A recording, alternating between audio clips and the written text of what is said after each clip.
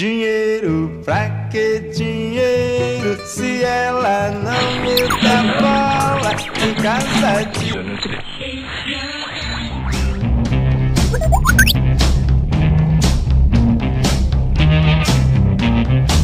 Olá, bem-vindo a mais um vídeo da Trade for Life, aqui é Leonardo Nunes. Voltamos com a crise do dólar, a série Origens. Este é o segundo episódio e hoje vamos falar sobre bancos centrais. Você vai entender a criação do Banco Central Americano, o FED, mais conhecido aqui neste canal como Fed. Você vai entender como foi composto esse grande cartel aí que domina o sistema monetário de cada país, mas especificamente nós vamos estar de olho no maior deles, o Banco Central Americano. Se prepara, tem muita coisa que vai mudar a sua vida hoje. Então, se você está preparado para a verdade, aperte os cintos porque vamos lá.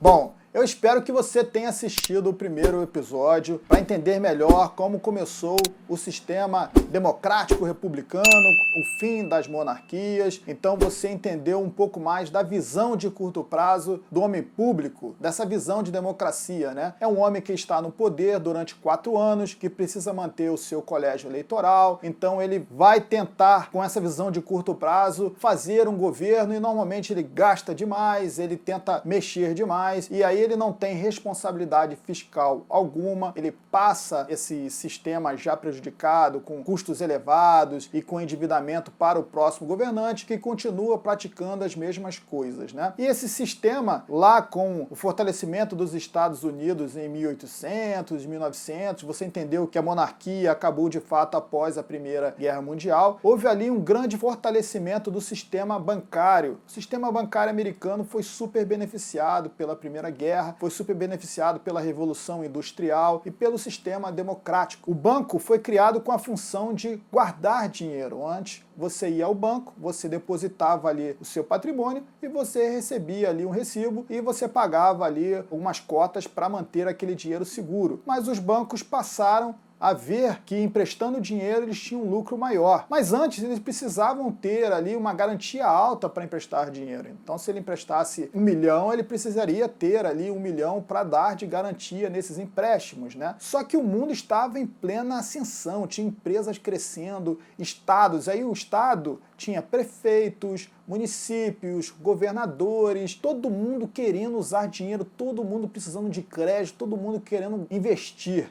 Então os bancos começaram a ganhar muito dinheiro e viram que podiam expandir muito mais se tivessem ali formas de maximizar isso. Foi com essa ideia que em 1910, novembro de 1910, 6 pessoas, uma história meio que de filme, eles vieram ali com nomes alterados, se encontraram no penúltimo vagão de um trem que partia rumo a Jekyll Island, na Geórgia, num resort do JP Morgan, um grande banco americano. Essas 6 figuras representavam ali as grandes instituições de Wall Street e também as grandes instituições europeias, assim como alguns representantes do Estado. E quem eram esses 6 representantes? Vamos lá. O primeiro era Nelson W. Aldrich, senador, presidente da Câmara Nacional de Comissão e sogro de ninguém menos do que John Rockefeller. O segundo era Henry P. Davidson, sócio da JP Morgan. O terceiro era A. Piatt Andrew, assistente do Tesouro. O quarto era Frank Vanderlip, presidente do Banco Nacional de Nova York, representando o William Rockefeller. O quinto era Benjamin Strong. Ele era um dos cabeças do JP Morgan, um dos homens de confiança da família do banco, né? Depois veio a se tornar aí um homem importante dentro da empresa. E o sexto é Paul Warburg, sócio da Dunlop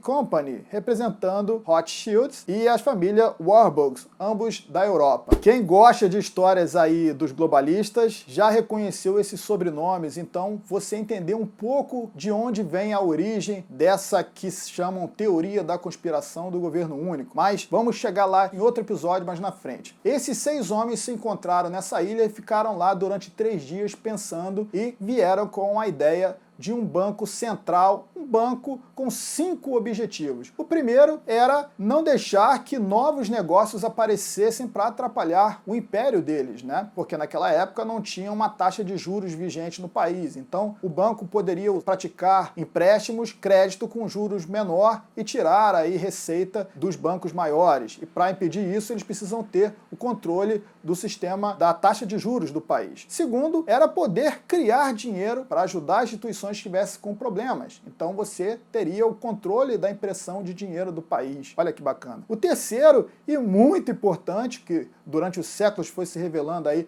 a principal ferramenta dessa negociação, foi ter o dinheiro do contribuinte em períodos e momentos de crise, momentos de insolvências de banco. Então o Congresso, em nome do mercado, em nome do interesse público, ajudaria essas instituições. Quarto, era o interesse de ajudar o sistema, né, de organizar o sistema de forma transparente, né?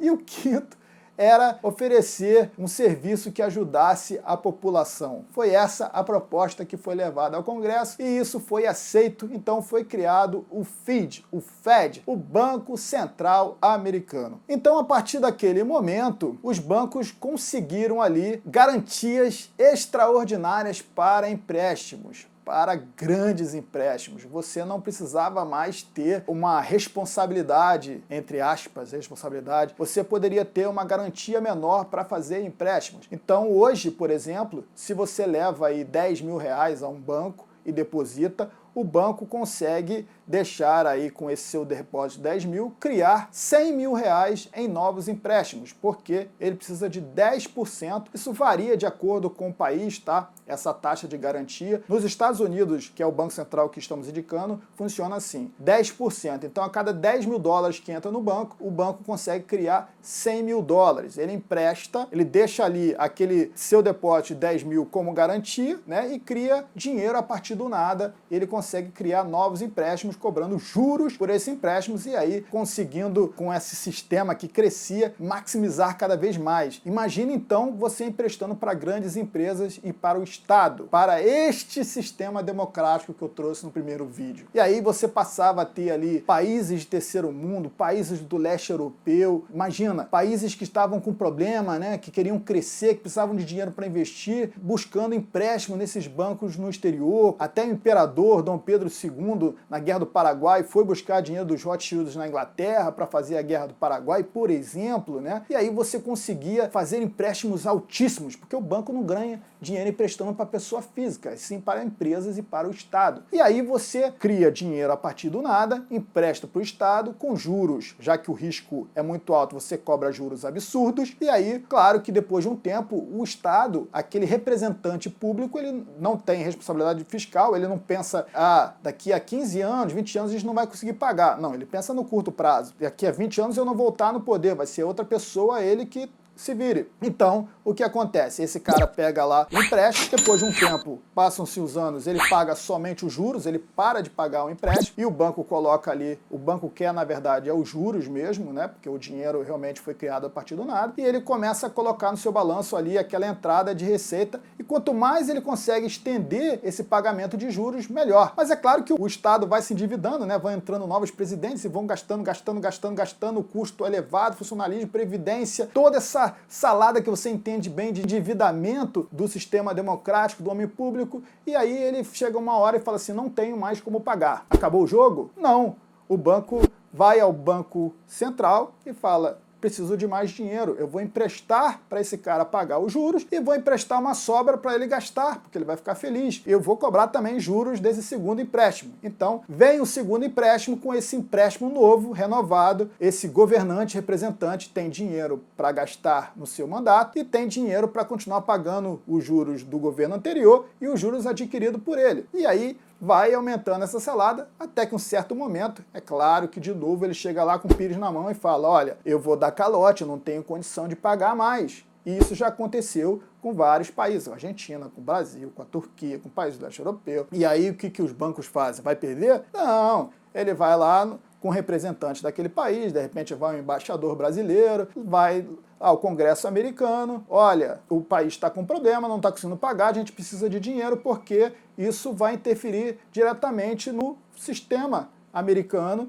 e isso para o contribuinte vai ser péssimo, o sistema vai quebrar. Aí o Congresso aprova um empréstimo novo. Agora esse garantidor, né, o fiador desse empréstimo passa a ser o Estado. Então o contribuinte americano passa a ser fiador da dívida brasileira, ou da dívida argentina, da dívida da Turquia, ou da dívida da Hungria, da dívida do país que for, um país africano. E aí o Banco Central americano, o Fed, vai lá, imprime dinheiro, dá lá para o banco faz um novo empréstimo para esse país continuar alongando a sua dívida, continuar pagando juros. Então, claro que o Congresso, o congressista aprovando isso, ele vai ter polposas comissões aí para que na próxima campanha ele consiga se reeleger novamente. Na crise de 2008, os representantes que votaram a favor daquele resgate que foi anunciado na mídia como 700 bilhões, na verdade aquele resgate somado todos os benefícios embutidos dentro daquele 700 se tornou 5 trilhões de dólares. E todos os congressistas que votaram a favor desse resgate receberam grandes aportes na sua reeleição,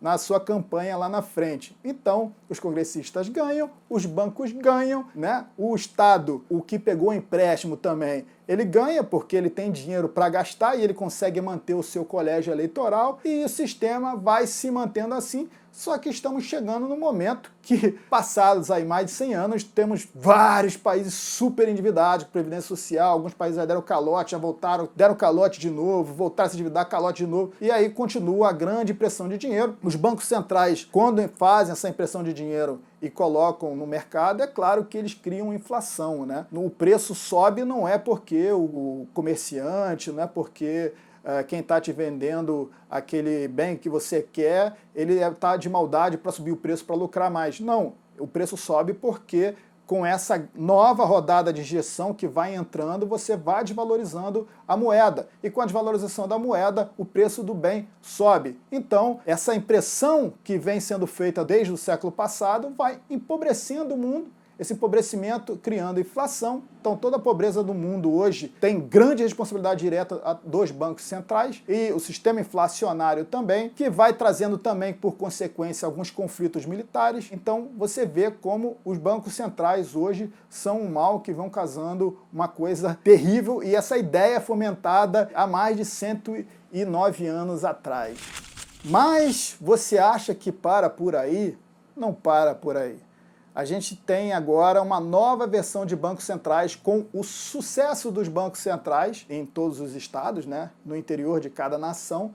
Nós tivemos a ideia de um Banco Central Mundial. Então nasceram ali o Banco Mundial e o FMI, que vão ser papo para o próximo episódio. Você vai entender por que eles foram criados, a relação dessa criação com um possível governo mundial, que é o que vem falando essa grande teoria dentro dessa conspiração que vem dos globalistas. Você vai entender também por que isso levou à quebra do padrão ouro em 1971, né, que tem essa correlação novamente com criação de dinheiro, nova interferência de bancos centrais. Então esse episódio está imperdível, não perca!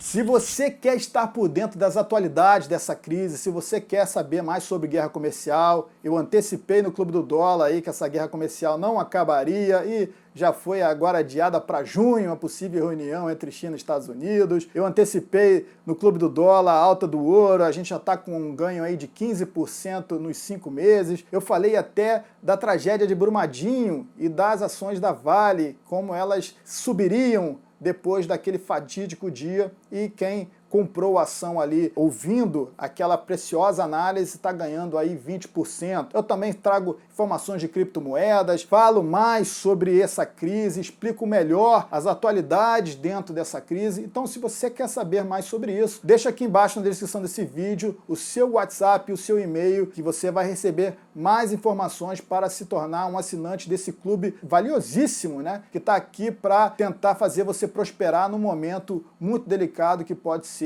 a pior crise aí da nossa história. Deixa aqui embaixo os seus comentários, suas dúvidas, vai ser um prazer conversar com você, falar um pouco mais sobre esse cartel chamado Bancos Centrais. O R2 também está ansioso para falar com você. O R2 vai falar agora também uma coisa muito importante sobre esse tema de bancos centrais. Vamos lá? E o que mais? É? Mas o que você acha sobre... Entendi, você não quer mais falar, né? Então é isso. Até o próximo vídeo. Tchau.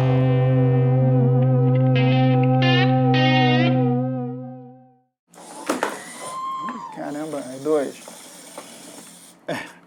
É da mãe.